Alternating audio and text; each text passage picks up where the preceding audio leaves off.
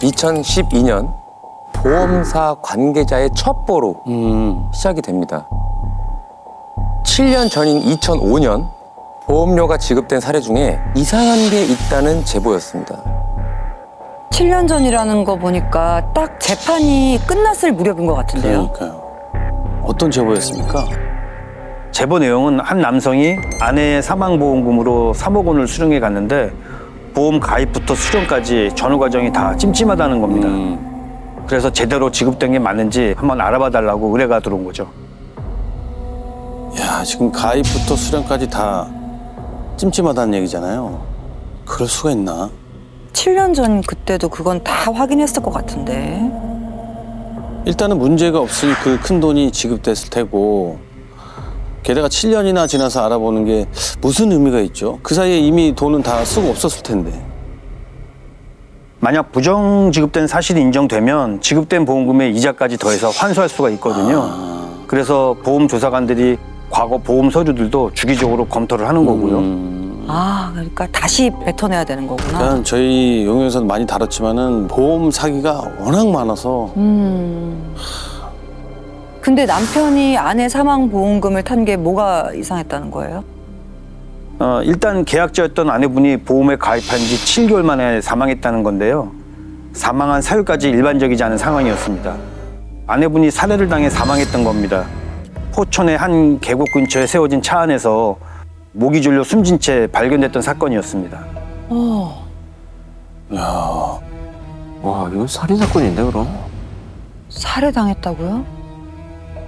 특히 공교로웠던 게 아내분의 보험 특약에 사건이나 사고, 재해로 인해 사망하면 보험금을 3배나 더 받는 조건이 추가돼 있었는데 하필 그 특약에 딱 맞는 이유로 사망해서 더 수상하게 봤던 겁니다.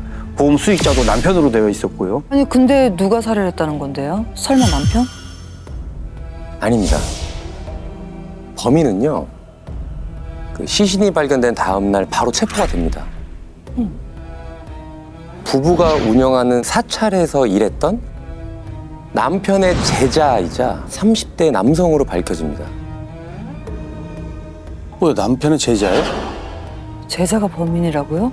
네, 사망자의 남편은 혼인을 할 수 있는 대처승으로 동두천에 있는 작은 사찰의 주지였는데요. 이곳에서 잔심부름을 하면서 남편의 제자로 있던 남성이 아내분을 살해한 걸로 밝혀진 겁니다. 본인이 범행한 게 맞다고 모두 시인까지 했습니다. 나 바로 시인했어요. 제자가 아내분의 보험금을 노렸을 리는 없잖아요. 아, 남편이 사주라도 한 건가요? 그 수사 초기엔 그런 전개로 흘러간 걸로 보였습니다. 범인이 대처승인 남편의 사주로 벌인 일이라고 자백을 했고 또 남편도 이걸 인정했던 거죠. 남편도 인정을 했다고요? 네. 그러면 이 보험금 때문에 제자한테 살인을 시켜서 보험금을 타냈다는 말씀이신 거예요, 지금? 근데 당시 두 사람의 진술엔 보험금 얘기가 전혀 없었습니다. 대처승이 2달 전부터 자기 아내를 처리해달라고 꾸준히 부탁을 했는데 그게 아내의 외도 때문이라고 뭐 얘기를 했고 또 평소 부부 사이가 좋지도 않았고 아내의 내연남이 우리를 찾아와 다 죽일 것 같다면서 아내를 살해해달라고 했다는 겁니다.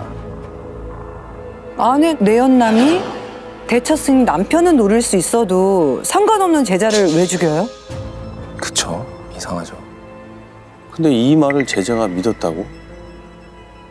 범행 직후엔 경찰들이 찾을 수 없는 미얀마로 보내줄 테니 다 정리될 때까지 있다 오라고도 했고 스승의 말이라 거역할 수 없어서 결국 범행을 하게 됐다고 진술한 겁니다. 어쨌든 남편도 아내의 죽음을 사주한 살인 교사범이라는 얘기잖아요. 근데 보험금을 어떻게 타간 거예요? 범죄자가?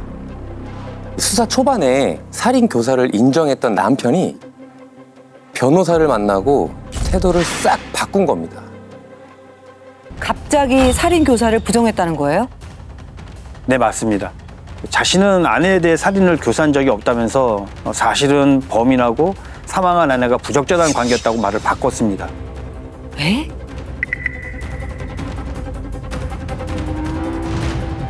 둘 사이에서 일어난 일을 자기에게 뒤집어 씌우는 거라고 하면서 자신은 이 사건하고 관련이 없다고 선을 그은 거죠. 당시 수사팀도 이 주장을 받아들이지 않았고요. 남편을 살인교사로 기소한 겁니다. 근데 재판에서 판이 뒤집힌 거죠. 1심에서 남편의 주장이 받아들여집니다. 살인 교사에 대해 무죄가 났고 제자는 살인으로 무기징역을 선고받습니다. 근데 이게 아무 근거 없이 이런 판결이 나진 않았을 텐데. 그러니까 왜 이런 결과가 나왔던 거죠? 그 부부의 사찰에 있던 몇몇 신도들이 그 제자하고 아내가 내연관계가 맞다고 증언을 해주면서 남편의 주장에 힘이 실린 겁니다. 뭐 사건이 있었던 무렵 범인과 아내가 다툰 걸 목격했다는 사람도 있었고요. 또 범인의 주장 외엔 남편이 살인을 사주했다는 직접 증거도 찾질 못한 거죠. 신도들의 증언을 해줬다는 걸 믿을 수가 있나요? 신도들이 그냥 편을 들어준 건 아닐까요? 결정적으로 부부 사이에 아이가 둘이 있었는데 남편이 평소 아이들을 끔찍히 생각했다는 증언들에 힘이 실렸습니다. 아이들을 생각해서 아내와의 이혼도 반려하고 있었는데 아이 엄마인 아내를 살해까지 할 동기가 부족했다고 본 겁니다. 보험은 왜 몰랐지? 돈이면 동기가 충분한 거잖아요.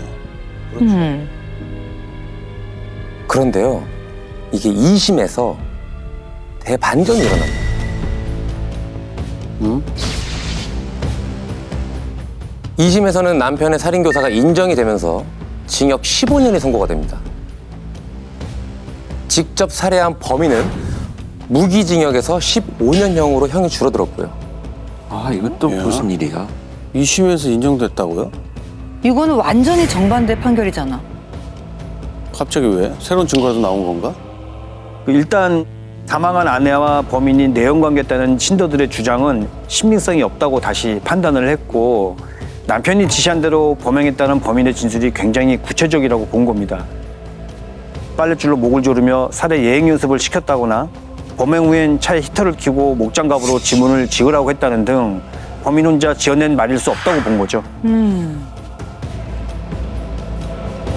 그리고요, 당시 2심 재판부는요, 경찰 조사 과정에서 남편과 범인의 대질 신문 상황에도 크게 주목을 했습니다. 범인을 대하는 남편의 태도가 일반적이지 않다고 본 겁니다.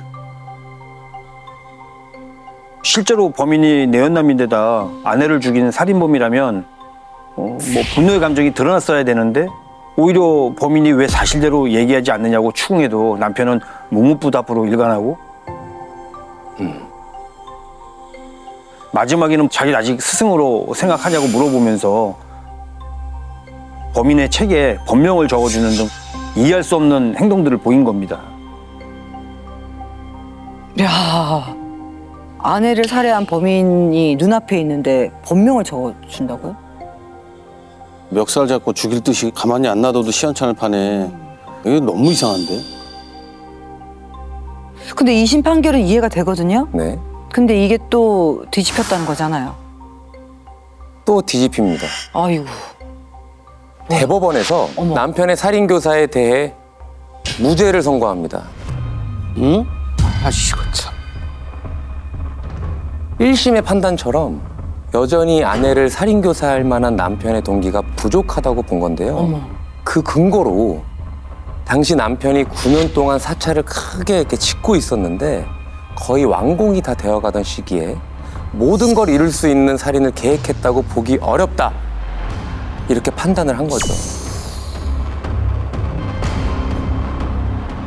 이게 또 파기환송까지 갔지만 검사의 항소가 기각이 되면서 2005년 4월 사건이 일어난 지 2년여 만에 최종 무죄 확정 판결이 납니다. 야, 2년 가까이 재판을 한 거네요. 이렇게 무죄를 받았던 거라니 참. 아, 그래서 더 당당하게 보험금을 닦았나 보네. 아니 근데 보험금 3억 원? 이게 범행 동기 아니에요? 왜 자꾸 범행 동기가 부족하다고 하는 거지? 저도 이것 때문에 재수사를 결심한 건데 당시 수많은 수사 자료와 판결 내용을 훑어봐도 이 보험금에 관한 내용이 단 한 줄도 언급되질 않았습니다. 한 줄도 언급되지 않았다고요? 2년여간 다툼의 쟁점이 오로지 사망자와 남편을 둘러싼 내연관계에만 초점이 맞춰져 있어서 사건이 있었던 2003년 당시엔 보험범죄가 많지도 않기도 했고요. 또 지금처럼 보험 가입 여부를 바로 확인할 수 있는 시스템도 없던 때라 어쩌면 이 부분이 묘하게 가려질 수도 있었겠다 이런 생각이 들었습니다. 그래서 보험금을 노린 범죄에 초점을 다시 맞춰서 수사를 해보기로 했던 겁니다. 이야. 그러니까 일부러 외도 문제로 포커스를 몰아갔나 보네. 그걸 알았다면 재판 결과가 달라질 수도 있었을 텐데 말이죠. 그렇지. 그렇습니다. 재판이 무죄로 끝나자마자 남편은 급히 움직입니다. 무죄 판결을 받고 한 달도 채 안 돼서 보험금을 청구하기 시작하는데요. 수령한 보험금이 3억 원이 다가 아니었습니다. 3개월에 걸쳐서 3개의 보험사에서 총 8억 원을 받아간 게 확인이 되는데 모두 아내가 사망하기 7개월 전에 가입된 보험들이었습니다. 보험 속 수익자는 모두 남편이었고 사망 시 보험금을 더 받는다는 특약 조건까지 다 똑같았습니다. 보험을 3개나 들어놓은 거예요? 와. 스님이라면서 어떻게 이런 짓을 해? 남편은 그 후에도 계속 사찰을 운영하고 있었던 거예요? 아니요. 저희가 확인했을 때 남편은 한국에 없었습니다. 보험금을 받고 8개월 뒤에 캄보디아로 출국했던 상황이었습니다. 야, 캄보디아도요? 보험금 다 받고 튀었네. 야, 그럼 아내 사망 보험금으로 거기서 새 인생 살려고? 근데 뭐가 새롭게 나온다 해도 남편을 살인교사 혐의로 다시 기소할 수는 없다는 거 아니에요? 네, 맞습니다. 그래서 보험 사기로라도 죄값을 물어야겠다고 생각을 한 겁니다. 확인해 보니까 그 당시 이 사건 보험 사기죄로는 공소시효가 2달 정도 남아 있을 때였고요. 그래서 앞뒤 잴 것도 없이 그냥 바로 수사에 뛰어든 거죠.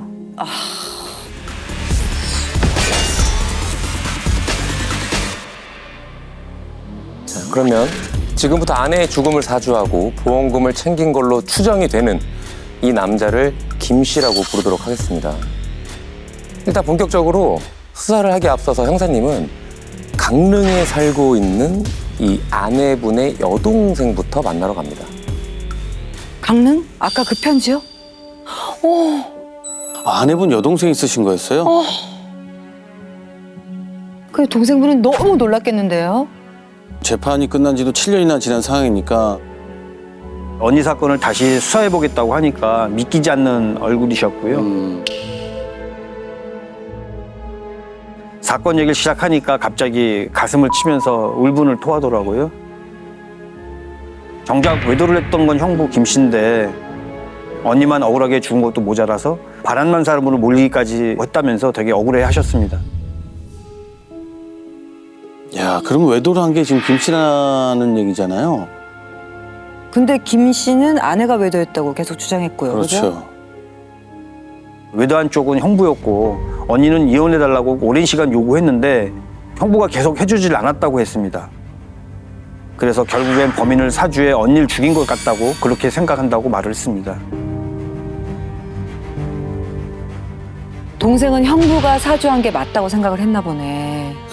근데 재판이 이렇게 끝났으니 얼마나 분통이 터졌을까요? 근데 동생은 형부인 김 씨가 언니 사망보험금을 타간 걸 알고 있었어요? 아닙니다. 그 언니 앞으로 보험이 있는지도 전혀 모르고 있었고 형부가 보험금을 8억이나 챙겼다는 얘기를 듣고 기가 막혔는지 한동안 말을 잇지 못하다가 안 그래도 좀 이상한 게 있었다면서 뜻밖의 얘기를 꺼냈습니다. 아, 이상한 게 있었다고요? 그게 뭔데요? 그 재판 당시에 김 씨가 국내 유명한 대형 로펌 변호사들을 선임했었다는 겁니다. 그 수임비만 몇 억은 될 거라는 얘기를 들었는데 그 돈은 또 어디서 났나 그런 생각이 들었던 거죠. 근데 이제야 그 돈줄을 알았다면서 황당해하는 겁니다. 이때부터 우리 강 형사님도 더 확신을 갖고 다시 아내의 보험가입 서류들부터 꼼꼼히 확인하기 시작합니다. 거기에 단서가 될 만한 것들이 있었을까요? 정황상 김 씨가 아내 모르게 보험을 들었을 가능성이 높았기 때문에 그 점에 주목해서 서류를 살폈는데 한 가지 그 눈에 띄는 게 있었습니다. 가입 서류 중에 계약자의 전화번호를 적는欄에 017로 시작하는 휴대폰 번호가 하나 적혀 있었는데 확인해 보니까 당시 아내가 쓰던 번호도 아니고 또 남편이 쓰던 번호도 아니었던 겁니다. 아내 번호도 아니고 김 씨 번호도 아니다? 그럼 뭐지? 아무 번호나 막 적은 건가? 근데 보통 보험 가입할 때 전화로 본인 확인하잖아요. 그럼 그 017 그 번호 주인이 아내인 척 본인 확인 전화까지 받았다는 거잖아요. 그럼 공범이란 얘긴데. 저희도 그렇게 추적을 해서 017 번호의 가입자 정보부터 찾아봤는데요. 휴대폰 앞번호가 010으로 통합되면서 그 이전 고객 정보가 다 삭제되는 바람에 누구인지 아이고. 신원 확인이 안 되는 겁니다. 참 이게 운명의 사건이지 않습니까? 형사님 손에 단서가 쥐어집니다. 그것도 예상치 못한 곳에서 말이죠. 제가 그 혹시나 아내 그 여동생분이 알고 있는 번호일까 싶어서 물어봤었거든요. 처음엔 그 모르는 번호라고 했는데 며칠 뒤에 그 번호 주인을 찾았다면서 다시 제게 연락이 온 겁니다. 어디서요? 혹시나 해서 동생분이 전에 언니가 쓰던 이메일을 들어가 봤는데 그 이메일 주소록에서 그 휴대폰의 번호와 이름, 그 사람의 집 주소까지 저장돼 있는 걸 발견했다는 거죠. 017 번호 외에도 총 5명의 연락처와 집 주소가 주소록에 있었다고 했습니다. 아하. 그럼 사망한 아내가 알고 지낸 사람이었다는 얘기잖아요. 근데 동생이 언니 이메일을 어떻게 확인한 거예요? 형부 김 씨가 언니의 이메일을 수시로 검사를 했다고 합니다. 그래서 언니가 동생 계정을 빌려서 이메일을 만들었는데 그 비밀번호를 동생이 알고 있었던 거죠. 수시로 메일 검사를 했다고요? 왜죠? 뭐 꼬투리라도 잡을 심산이었겠죠. 아니 근데 누구였길래 주소록에 이름이랑 번호, 주소까지 저장이 돼 있었던 걸까요? 그것도 딱 5명만? 그 동생분의 추측이긴 했는데 이름들이 낯이 익은 걸 보니까 사찰에 왔던 여자 신도들이었던 것 같은데 아마 형부 김 씨가 바람 피운 걸로 의심되는 사람들의 인적 사항을 언니가 모아놓은 것 같다고 했습니다. 이메일에 있던 017 번호 주인의 이름과 주소로 신원을 특정할 수 있었습니다. 그래서 그 번호의 주인이 대체 누구였나요? 자, 그럼 지금부터 이 017 번호의 주인을 손 씨라고 부르도록 하겠습니다. 형사님은 바로 손 씨의 거주지부터 확인해 만나러 갔는데요. 손 씨의 반응이 아주 황당합니다. 반응이 황당해요? 왜요? 무작정 모르쇠로 잡아떼는 겁니다. 보험에 대한 건 물론이고 대차순 김 씨와 그 아내까지 다 모르는 사람이라고 했습니다. 두 사람이 운영하는 사찰에도 간 적이 없는데 왜 자기 전화번호가 그 서류에 적혀 있는지 모르겠다는 거죠. 모르는 사람 이름이랑 집 주소가 왜 이메일에 있었겠어요? 뭔가 숨기고 있나 싶습니다. 맞습니다. 금방 들통날 거짓말이었습니다. 손 씨를 똑똑히 기억하고 있었던 한 사람을 강 형사님이 찾아냅니다. 아, 손 씨를 기억하고 있다? 그게 누군데요? 당시 보험을 들어준 보험 설계사였습니다. 보험 설계사. 아, 혹시나 해서 손 씨의 사진을 보여주니까 9년 전 일인데도 손 씨를 또렷이 기억을 하고 있었습니다. 그럼 손 씨가 보험에 가입했나 보네. 아내를 사칭해서. 그러니까 번호도 적었겠지. 근데 보험 설계사면은 수많은 사람들을 만났을 텐데 어떻게 9년 전 손 씨를 딱 기억을 한 거예요? 생생하게 기억할 수밖에 없었던 이유가 있었습니다. 뭐였지? 그날 기억나죠? 당직 날이었는데 웬 여자한테서 전화가 왔었어요. 큰 거 하나 들겠다고.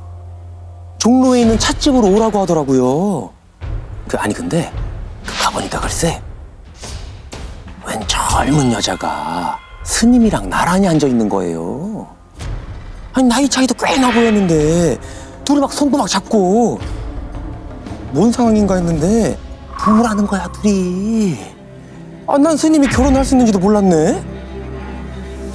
막 설명도 다 안 듣고 그냥 막 사인을 하더니 특이하게만 꼭 신경을 써달라고 하면서 신신당부를 하더라고요. 그런 손님은 처음이었다니까요. 바람은 지가 피우고 있었네.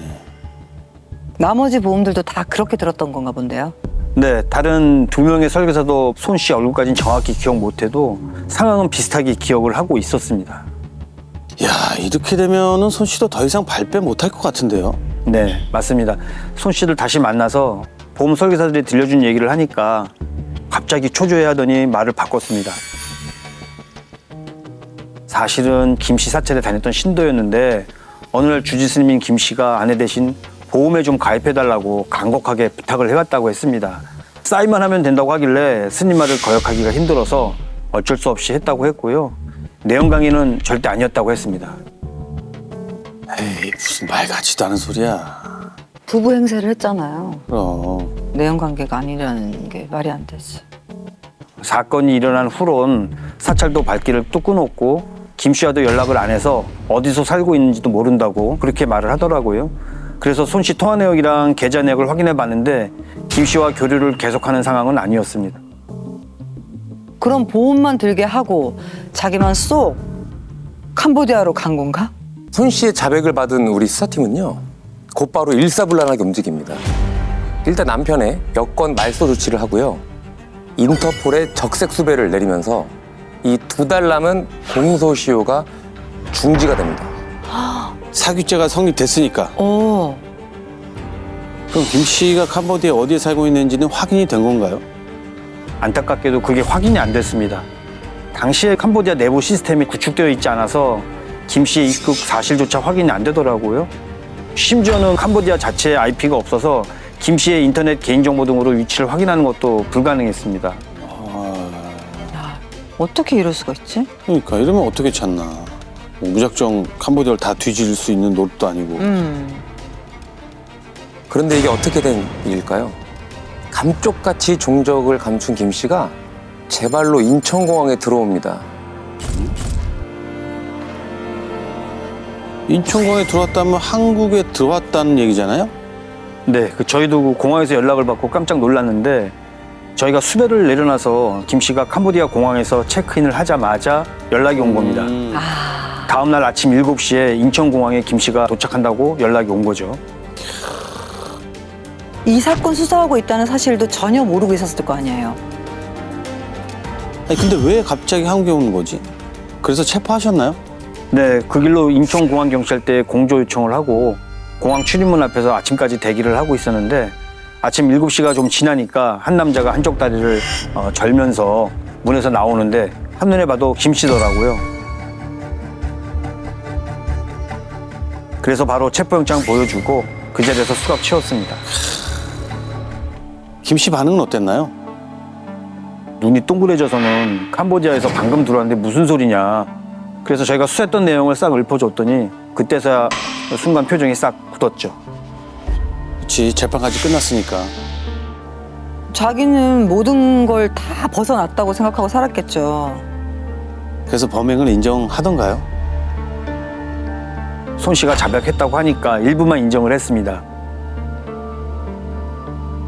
사찰 공사를 하면서 혹시 모를 사고에 대비하려고 보험을 들려고 했는데 당시 아내와 사이가 좋지 않아서 보험을 들어줄 것 같지 않더랍니다. 그래서 손 씨에게 보험 가입을 부탁했던 것뿐이지 자신은 살인과는 전혀 관련이 없다고 잡아댔습니다. 그래서 다시 사기죄로 재판이 열린 건가요? 맞습니다. 김 씨는요, 7년 만에 또다시 재판장에 서게 됐는데요. 황당하게도 이 재판에 가서는 보험 사기까지 부인을 합니다. 아, 참나. 이번에는요, 이 모든 걸 손 씨한테 뒤집어 씌웠다고 합니다. 아, 참 여러 가지 하네. 진짜. 손 씨라면 그 아까 부부 행세 하면서 보험 같이 든 사람. 네. 뭐라고 했는데요? 손 씨가 보험 설계사였다고 하면서 손 씨가 아내 보험을 먼저 들어주겠다고 해서 아내가 직접 계약을 한 거였다. 뭐 이런 황당한 주장을 했습니다. 보험 설계사까지 형사님이 다 만났는데 뭔 소리를 하고 있는 거야. 그걸 들은 손 씨가 김 씨와 자기가 내연관계였다는 게 맞았다고 모두 인정을 해버렸습니다. 남한테 뒤집어 씌우는 게 아주 특기가 됐네. 특기야, 특기. 아내한테 미안하지도 않아? 그러니까. 그런 생각도 안 했을 거야. 안 했겠지. 끝까지 어이가 없습니다. 죄책감이 없어. 재판 결과는 어떻게 됐습니까? 사기와 위증으로 김 씨는 징역 7년을 받았고요. 손 씨는 징역 1년 6개월을 선고받았습니다.